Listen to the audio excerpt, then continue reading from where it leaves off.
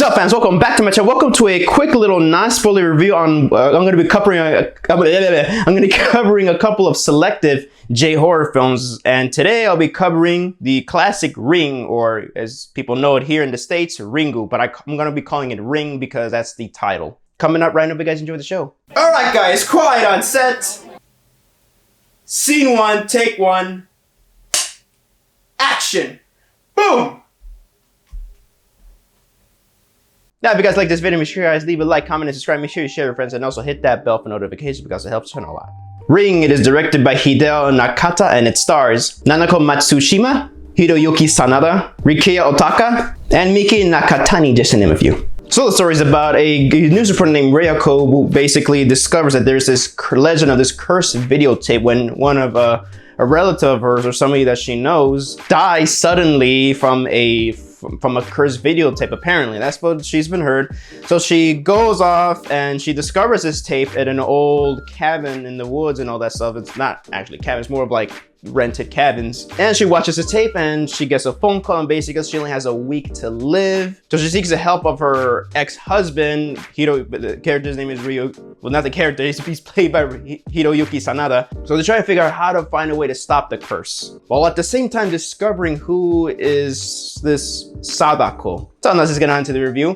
Honestly, guys, this is actually one of my all-time favorite horror films of all time, because I mean, I'm sorry if I'm forgetting the names, but I mean, then again, I didn't really watch the film a lot of times, but every time I'm always in love with it every time. And in my opinion, the movie keeps getting better and better. At first, and this is coming up from someone who saw the American adaptation, The Ring, and seeing this one, I thought it didn't make, when I first saw it, as I was a teenager or a little kid, I saw it, and I was actually a teenager. That's when I had the internet, and that's how I discovered it. And well, it was at first I thought it was boring and it didn't make sense, but then again, maybe the translation wasn't well translated, I'm not sure. But then again, well, actually I think the translation was well translated. It's just that I just wasn't paying attention, because I actually thought it was very slow compared to the American version. But actually throughout the years on rewatching it, I really love this. I fell in love with the movie a lot, because it's, in my opinion, I think it's way more interesting than the American version, because the American version, when you compare it,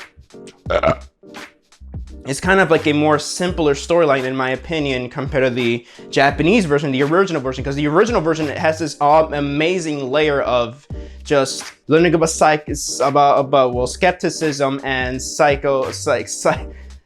like telepathic abilities. Well, there is, I know for a fact, there is the little boy is a psychic, I believe, in the American version. Here, even though not just the son, but also the ex-husband Hiroyuki Sanada, they're psychics. They're psychics, and also Hiroyuki, like the ex-husband's character, Ryoko's ex-husband character, he very much discovers, I believe, I think the last time I watched it, he kind of discovered a little bit ahead of her. And of course, I'm not gonna give anything away, but mostly they heavily focus, just even the American version, they heavily focus on the mother character, Sadako's mother. And again, we all know who the real villain of the film is, but it is in my opinion a very, very interesting movie. And especially in my opinion, I just think it's just shot better than the American version. Okay, this is the last time I'm going to mention the American cut. I just want to strictly focus on the Japanese version. But the cinematography, in my opinion, is so amazing, because I just rewatched the American version, and it's very heavy on the oversaturated greenish teal. I still enjoy the American version, but it has this oversaturated color look, and I guess it fits the tone of the film. But then again, I think it's a bit oversaturated compared to the beautiful cinematography and colors from the original Japanese version. And in my opinion, I just love how it's just so slow paced. At first I didn't like it as a kid, but then I watched it, then as I got older, I'm rewatching it, and I have the Arrow Blu-ray. My goodness, I just love how slow it is. It's a slow burn, and it becomes more of a thriller than a horror film, and learning about what the cursed tape is and how to stop it. I'm not gonna give anything away, but it really sucks when you find out what to do to get rid of the curse that you have. But yeah, and also the main character, Ryoko, she was great. I like that she's very heavily invested on trying to discover what this cursed tape is and how to stop it. And even her ex-husband is great. Even like their son is pretty cool. He doesn't get a lot of screen time, but you know, he's kind of those stereotypical creepy little boy, but no, he's very cool, and he's pretty much a victim here too. I'm not gonna give anything away, but he's pretty much a victim too. And I just like the curse tape here than in the, again, sorry I have to go back one last time with the American version, but I just prefer the curse tape here than the American version. American version was creepy too, but the Japanese, the original curse tape, in my opinion, holy shit, it is terrifying, especially the little background music and all that stuff. Oh my goodness.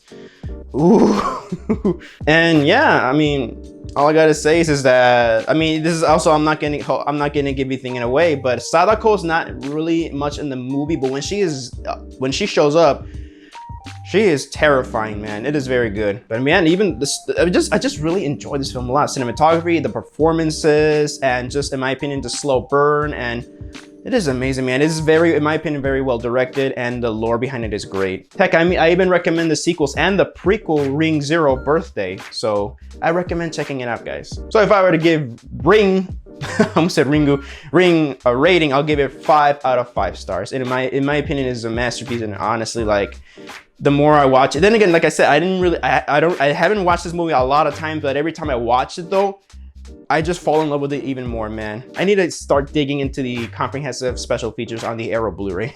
So that is my quick and spoiler-free review on Ring. Hope you guys enjoyed the video, and thank you guys so much for watching my video. So let me know down in the comment section down below if you guys seen Ring. Please let me know down in the comment. Please let me know down in the comment section down below. I'd like to hear your opinions on it. So this is Javi from Javi Productions signing off, and hope you guys enjoyed the show.